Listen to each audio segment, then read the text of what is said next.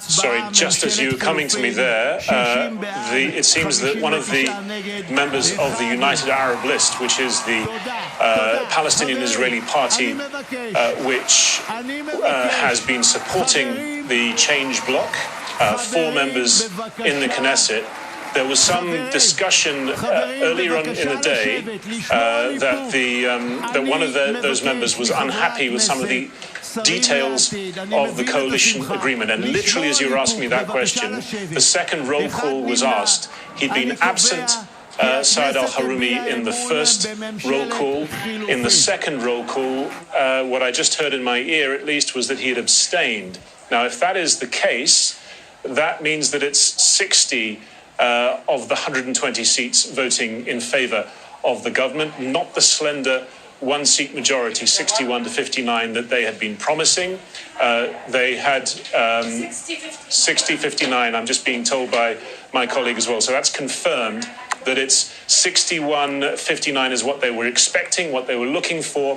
One of the members of the Palestinian-Israeli party voting with the change bloc has decided to abstain. That makes it 60-59. That could potentially leave things open to some kind of legal challenge, because this would be the first time that an Israeli government had been voted through on a plurality rather than absolute majority. So this is a last-minute hitch.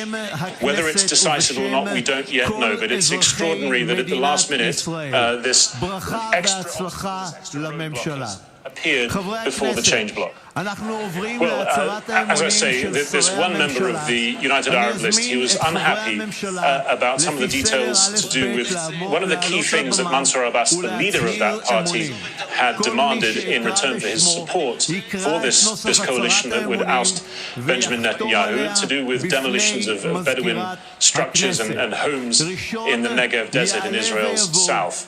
He had indicated earlier in the day that he may make trouble for the government, that he may vote against it in various arenas, but the preponderance of what they were communicating was that he would at least vote in favor of the government. And they came out of a meeting ahead of this session beginning, the 8 leaders of the 8 constituent parts of this coalition, saying that they had a government.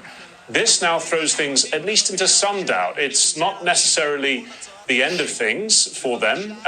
Potentially they could get through on as slender as margin as 60 to 59. There are 2 abstentions, one from the joint list, the mainly Palestinian-Israeli joint list, which was always going to be outside the coalition.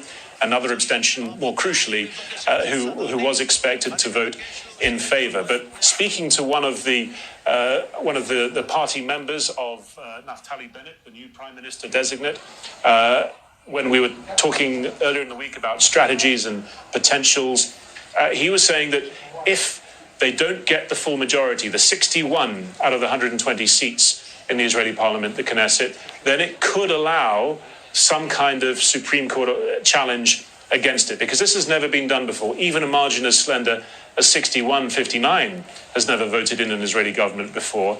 Now we're talking about not even an absolute majority, just one seat, and that seat not even being decisive in terms of taking it to an absolute majority. So it is another extraordinary twist in this tale.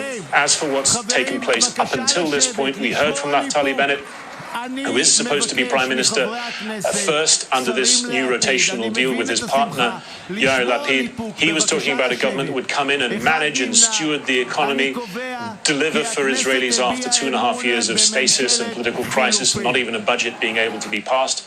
We heard from Benjamin Netanyahu, who listed his achievements as he saw them, put up obstacles, very clearly defining himself in opposition not just to Naftali Bennett, but to Joe Biden, the US president, so causing real ructions between his outgoing, he thought, administration and the US presidency, in order to put a big roadblock in the way of Naftali Bennett in terms of the question of Iran and the nuclear deal, also promising that he would do his utmost to scupper this new government as quickly as possible, saying that he would be back and that if he was to go into opposition, he would do so with his back straight, but that this government would not last. So now we have to work out exactly whether this government will indeed take power on this very slender majority. I think the chances are that it will, but that there could potentially be some kind of challenge to it. So we've got another few very interesting, to say the least, few days ahead of us.